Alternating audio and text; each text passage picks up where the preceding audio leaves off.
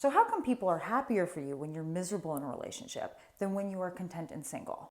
If you're confused, it's because you don't understand the political power your singleness holds in the American society. You would think we would be over at this stage the reality TV shows about finding a mate, picking a mate, choosing a mate, or things like Pop the Balloon. But nope, more than ever, they just keep on coming. All humans have essentially stayed the same we're all humans over the centuries, right? There is something new politically in that over the past couple of generations, women have increasingly in the US been able to change the parameters of why they reject or choose a male partner in this specific context.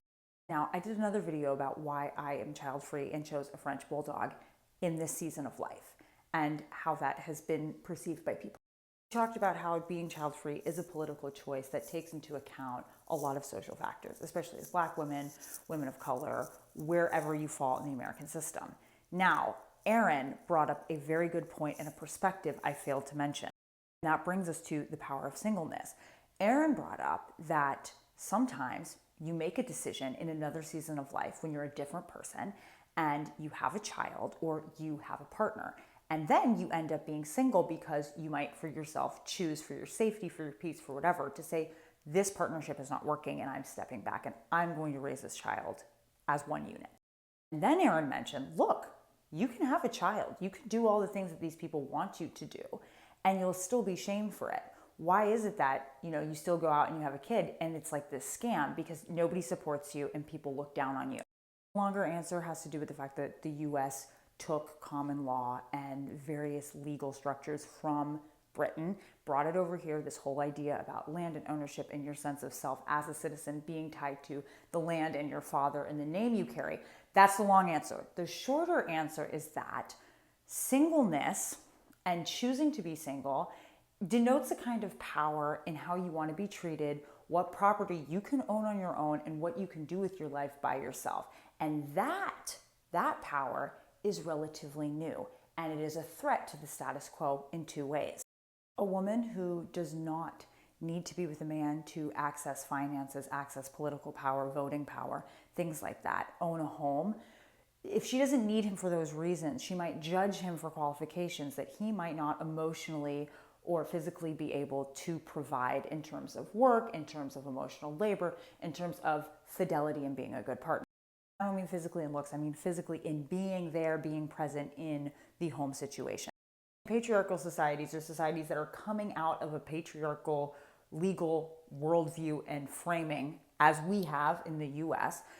Patriarchy teaches these men that, look, your relationship is through dominance, it's through hierarchy, and it's not through these interpersonal relationships, or it's not through accessing your emotions and being vulnerable to share them.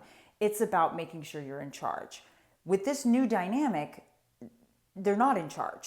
This leaves you in a sort of existential freefall because now you have to get new tools. Now, instead of getting new tools, what we usually see and what is becoming clear on some of these shows is that there's a little freak out because you're being graded on a level that you've not even been practicing, you're not even prepared for. That's not being anti-men, that's being pro-human and saying you're a full human being. You have a responsibility to heal and to learn and to be in good relationship with yourself and other people. And you can't be asking for a relationship and asking for emotional labor and partnership when you're not willing to even bring these basic things. So not only is single motherhood historically, legally discriminated against or looked down upon because it disrupted this whole thing of land, family, and ownership and citizenship through all of those things. It's also disruptive because people now have to show up correct in a way that they never had to before. Historically, people have also had issues with single motherhood because it is not serving the person who a patriarchal society has set everything up to serve.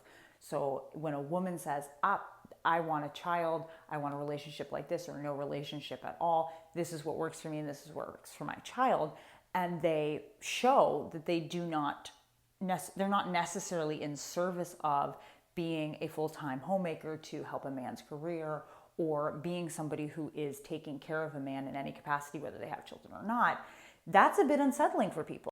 Remember, remember, there's nothing wrong with doing either of those. If you're a full-time homemaker, if you help your partner with their career all the way through, if you are raising a bunch of kids, if you're raising no kids, none of those things are an issue. The problem is creating a social system in which you're punishing or denigrating people because of those things. It's easier to blame women for high standards or for wanting too much or for being delusional than it is to say, wow, patriarchy gave us a really bad deal. We have all this power, but because of shame, we don't have close relationships with other guys. We only see our relationships with women as transactional and something we could take from. Or we believe we're supposed to have as many sexual relationships with women as possible because it's the only way we can feel anything and feel close. There's so many scams bound up in this.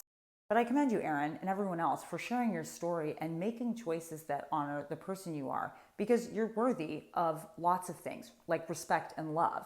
And if you're not getting that, and if you're in danger, you should have a right to leave, and you should have a right to say, this is what works for me and this is what doesn't work for me. For so long, women, and especially Black women in the United States of America, through enslavement, had no choice in the parameters of their relationships to men. People had to do what they had to do to survive and accept what they could. And we're not there anymore.